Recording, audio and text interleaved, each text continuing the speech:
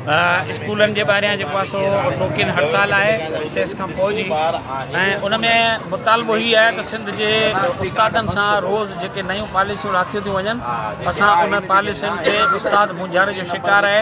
असां चऊं था त फौरी तौर ते पेटीएलएफ सां संजीदा मीटिंग करे असांजा मसइला हल कया वञनि।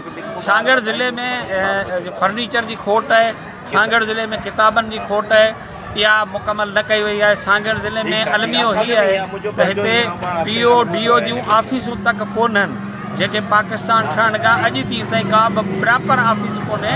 उहे स्कूलनि जे अंदरि या जेको आहे सो हॉस्टलनि जे अंदरि जेको आहे सो ऑफिसूं हलायूं थो वञनि।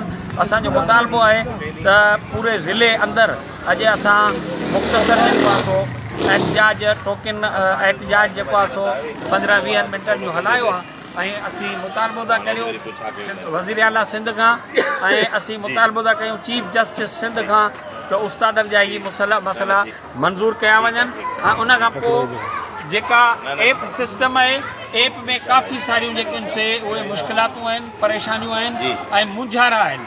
जेसि ताईं उहे मुंझारा हल न कया वेंदा तेसि ताईं इहो एप सिस्टम जेको आहे सो नामुकमल थींदो। ऐं बायोमेट्रिक सिस्टम जॾहिं जेको आहे सो गुज़िरियल 10 सालनि खां वठी हलियो आहे उन खां पोइ बि के असीं नतीजा न ॾेई सघिया आहियूं। सागर जे स्कूलनि जी सूरत हाल इहा आहे त 800 स्कूलनि मां 400 स्कूल खुलिया, 400 स्कूल खां मथे अञा बि बंदि आहिनि।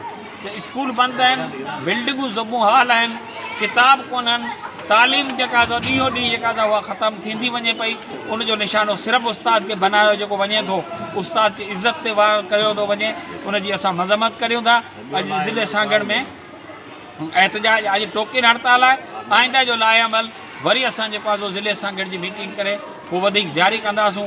अॼु पूरे ज़िले जे हर नंढड़े वॾे स्कूल में जेको आहे सो इहो टोकिन हड़ताल जो एहतजाज आहे ऐं इहो एहतजाज अॼु इंशाअल्लाह जारी रहंदो। वधीक जो लाइ अमल आइंदा असां जारी